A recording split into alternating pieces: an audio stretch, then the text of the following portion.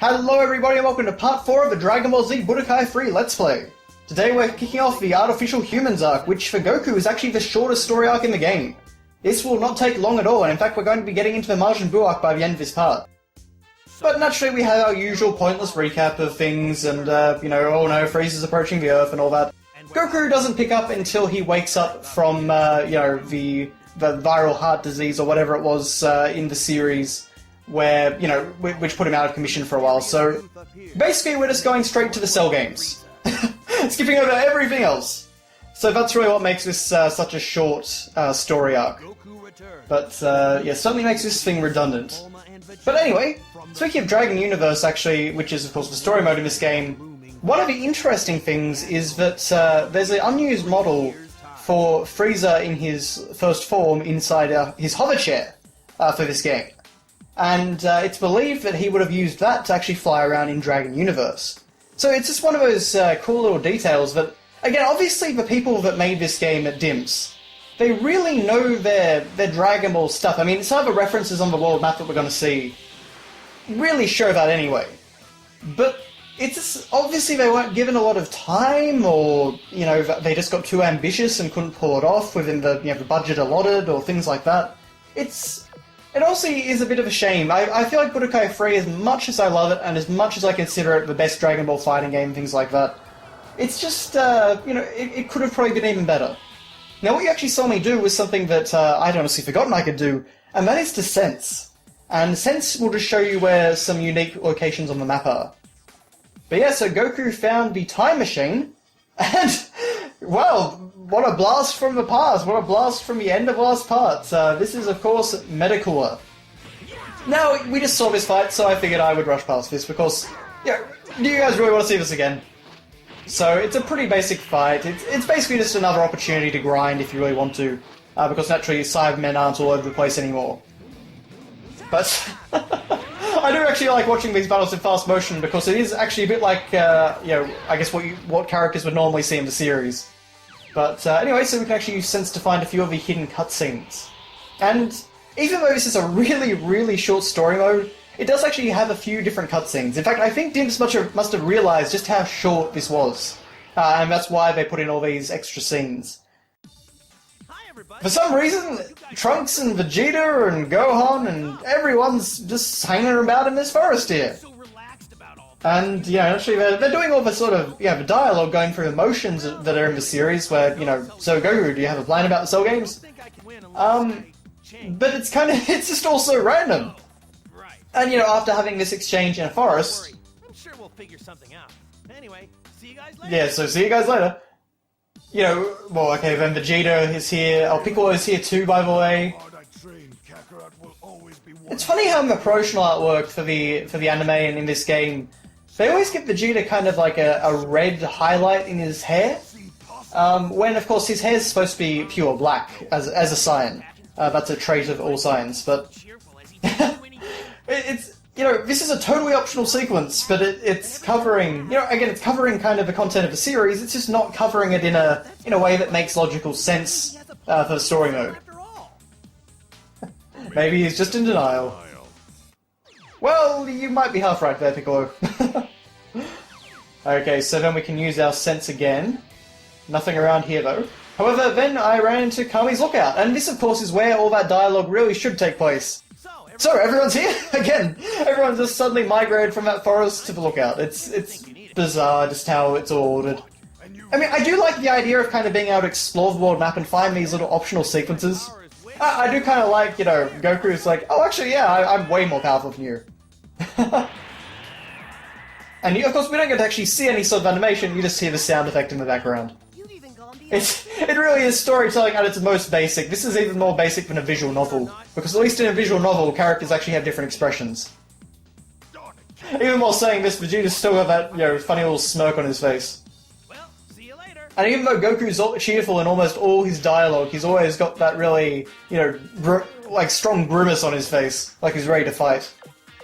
Just one of those little funny things, of course. The artwork itself is all very good, at least, I will say that, and the fact that they did get everyone to, they did get voice acting for every single sequence, that is a cool little, addition compared to Budokai 2, particularly. So, you know, I'm debating, do I go to Karin's Tower again? Yeah, okay. We'll do this little cutscene. So, again, this is something else from the series. It's just not told in a, you know, a linear sort of fashion. Things are getting pretty scary down there. I always found Karin's voice in English rather funny. This sort of, I don't know, is he supposed to be like a chain smoker or something? As you can see, there's actually another cutscene again. And this one actually features Mr. Popo! Oh, certainly, Goku, I still have them. I unfortunately can't do a DBZ abridged Popo voice. But, yes, it's... Yeah, Popo actually does get a bit of dialogue in this game, so there you go. Not something you'd really expect. Oh, and in fact, we got a mysterious vest item capsule. So all the items in the game... Well, they can do a lot of things. Items have a tremendous number of effects. You can actually, for example, you can use health restoration items in this game by holding the guard button and pressing down twice on the D-pad. And, yeah, so you can heal, like using a sensory beam. You've got items which can buff you. You've got items, like I described with Frieza's spaceship before, which can kind of bring you back from the dead. Oh, look, I found a viral heart disease! Yay! You've got stuff like that, which I believe saps your health, or saps your enemy's health, or something like that. You know, there's some interesting things there. I don't remember playing around with it too much, to be honest, because I just liked having the breakthroughs on and being able to transform into Super Saiyan 4 and things like that. But, you know, it's an interesting element of the game, and I think it does add a bit of replayability. Particularly before you manage to unlock the breakthroughs, you can get a lot of use out of items. Because they can be tremendously handy, they can increase your stats tremendously. You know, they can have all kinds of cool effects, so I do think that was a really great addition in Budokai 3 and added even more replayability. But now here we are, we're in our climactic battle of this story arc with Cell. Literally, this is it, so, yeah. Now, Goku actually does have a Warp Kamehameha in this game. Unfortunately, it is one of the special moves that you can only achieve via Dragon Rush. And the reason I say unfortunately is because to pull off a special move via Dragon Rush, Final Flash is also another example of this, you have to get a fully successful Dragon Rush. And doing that, you know, of course, yeah, with the whole Sun Says game can be a bit tricky.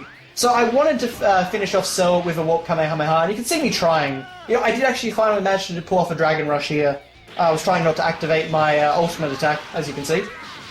But unfortunately, I just couldn't quite win the minigame, so yes, no Warp Kamehameha, unfortunately. But on the plus side, of course, you know, this does rack out quite a bit of damage on Cell, as you can see, over 1,200 damage. So it's pretty nice in that way. And I love the dynamic camera angles on those things. I love it, you know, the particles when you slide back. And one cool thing is, depending on the terrain, the particles are actually different, and you'll see this a bit later, where basically, like for example, if the ground is wet, then water particles will actually fly up when Goku does that. So it's just there's a lot of attention to detail in these abilities. But yes, I really would have preferred to do you know, Spirit Bomb or something, but I could actually only do Dragon Fist because I was in Super Saiyan 2. But anyway, that is but it's Cell done, and that's the end of the Cell games. I do really like the arena map, by the way, like the fact that you've got the tank over there and all the little details. Again, all these environments are just so vast and expansive. I would really love to fly around them or something. It's your turn. Now, I still, in terms of like, you know, future Dragon Ball games, I would love something like this. But I would also really love something like the Naruto Ultimate Ninja Storm games. Just maybe with slightly more expansive and intricate environments, like you know, you can kind of see in the background of these ones. But yeah, that's the shocking conclusion of the Cell games, which we didn't get to see or play. Cell is destroyed and peace restored. Yes, you need to unlock Team Gohan to do that and beat his entire story mode. The price of victory was high. So Gohan tries to wish his father back to life, but Goku says, no thanks.